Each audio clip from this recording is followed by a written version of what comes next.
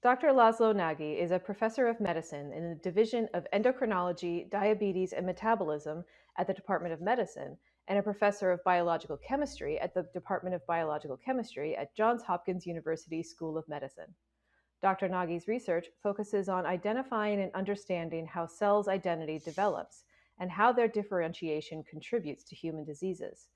He seeks to understand how the extra and intracellular lipid environment contributes to cellular development and differentiation, and what impact that has on components of the immune system, in particular on macrophages. Today, Dr. Nagy is here with us to discuss his research on muscle injuries and the role of animal models in assessing the etiology and pathophysiology of muscle injury. Let's welcome Dr. Laszlo Nagy. Thank you very much. It's a pleasure to be here.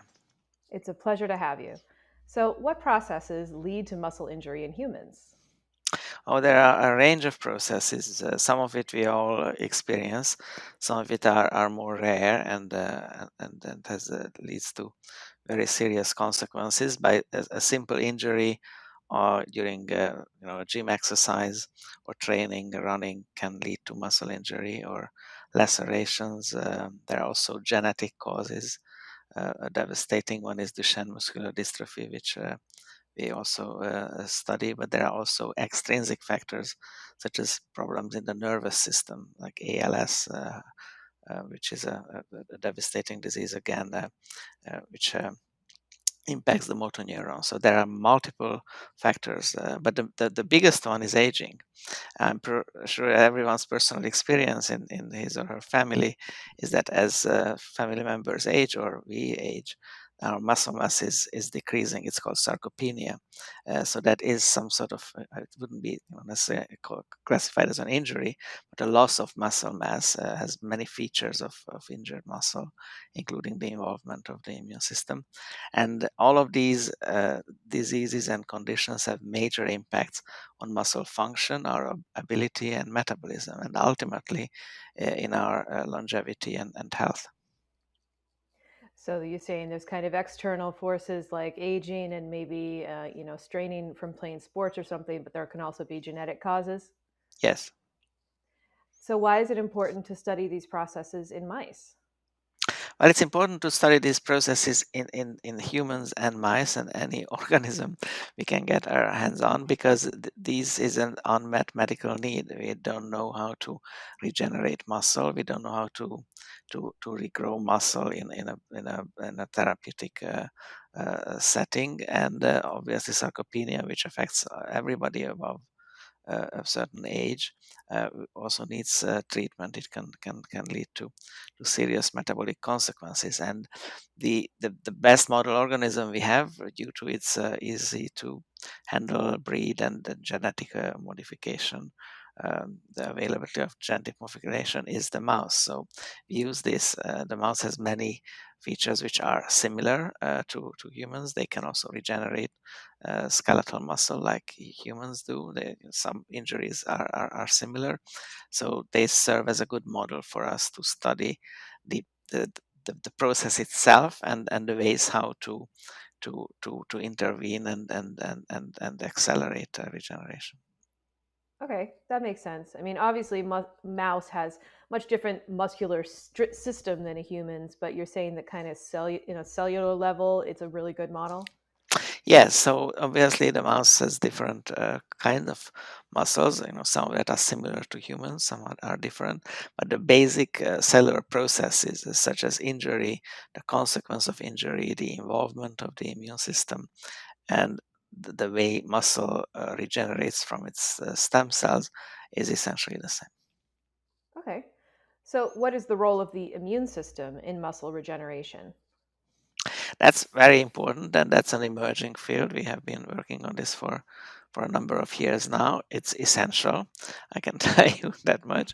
So, upon injury, there is a coordinated action of immune cells.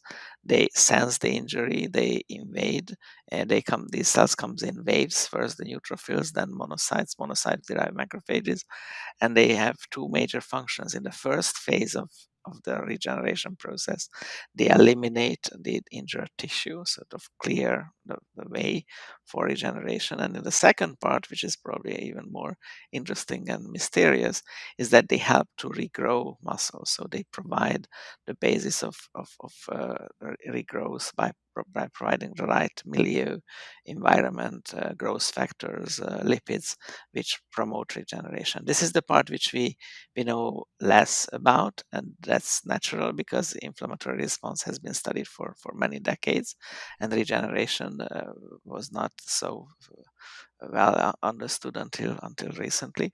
So the immune system has an important role and an unexplored role in this. Wow. Okay. Is there a similar immune system muscle regeneration relationship in humans and in mice? Do mice have the same sort of process? Yes, again, like everything, the basic principles are the same. Some of the details are different, some of the dynamics are different, but the mice, similarly to humans, respond by a robust, sterile inflammatory response into muscle injury, provided it's a sterile injury, the one we use in the laboratory, for example. And that is essentially the same in mouse and human. So you mentioned this before. What is regenerative inflammation? So regenerative inflammation is a new term which someone on the field coined in recent years, and would like to distinguish, response to injury type of inflammation. This is a good kind of inflammation. This helps the tissue to grow and and regrow and regenerate to the fullest extent possible. We call it in a Latin phrase ad integrum, so as good as it gets. And I like to point out at this point when discussion gets to this, is that the inflammatory response is actually very, very useful and essential. So this is what the inflammatory system does best, is to help tissue to regenerate and regrow. And we need to understand this because in many diseases, this is a way to promote regeneration. And in many diseases, simply tinkering with the immune system can give huge benefits. It's funny. I've heard this before about inflammation maybe having a healing purpose, which is not something you think about when your muscles are swollen and aching, but there might actually be a point to it. Yes, definitely. And it's, the inflammatory system, many systems in biology, but inflammatory system in particular is a double-edged sword. It helps to fight the invader or an injury. And if it gets out of control, that can lead to diseases. But on the other hand, it's also necessary for the healing process. And we need to understand two things, at least. One is that how it switches from this combative inflammatory state to a regenerative state. And the second is, what are the molecular details of the regenerative process? What does the immune system do? What kind of factors it produces? What lipid signaling takes place? What growth factors or other cytokines are produced? Because giving these back or supplementing this under conditions of a disease process could be beneficial. Okay. So, how can these studies, your research on the mice, lead to new treatments?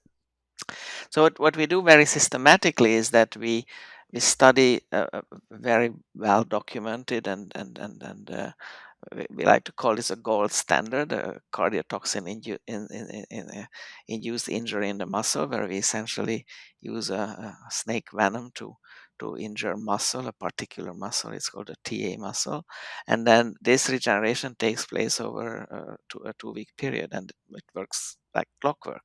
We know exactly what's going to happen on day 3 and day 4 and day 8, and so we can take out cells, analyze them, look at how they behave, what is their immune phenotype, what genes are expressed, what transcription factors are driving some of those gene expression changes, and how this very important switch from the inflammatory to the repair phase takes place, so that we can understand the nature of the switches, the mediators of the switches, and also downstream to identify those factors which these repair type macrophages produce. Some of them are growth factors, some of them are lipids. Now the next stage is in the discovery process is to study. So to study this in under disease conditions. So as a baseline or a keyboard, if you like, we try to understand how normal immune response regenerates muscle, and then we look at a disease process, in our case Duchenne muscular dystrophy. There are mouse models of Duchenne muscular dystrophy which can be studied to see how how this normal process is malfunctioning, and then trying to understand the difference between a normal regeneration process to a pathological or disease promoting regeneration process, and then apply this knowledge to other animal models and ultimately to humans.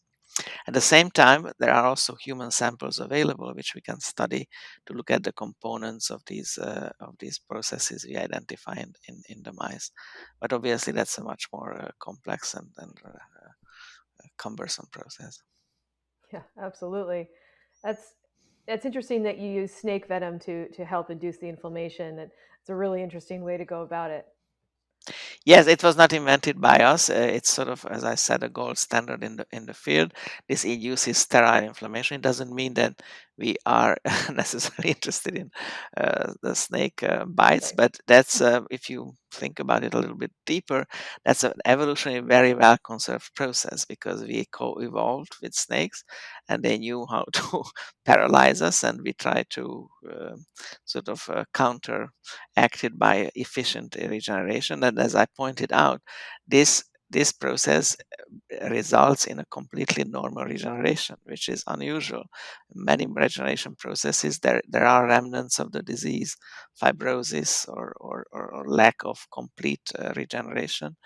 And so the reason we use this model, because this is an evolutionary fine-tuned system where this very strong venom can eliminate the muscle fibers, but then at the same time, the coordinated action of the muscle stem cells and the immune system and some other cell types results in a completely normal muscle.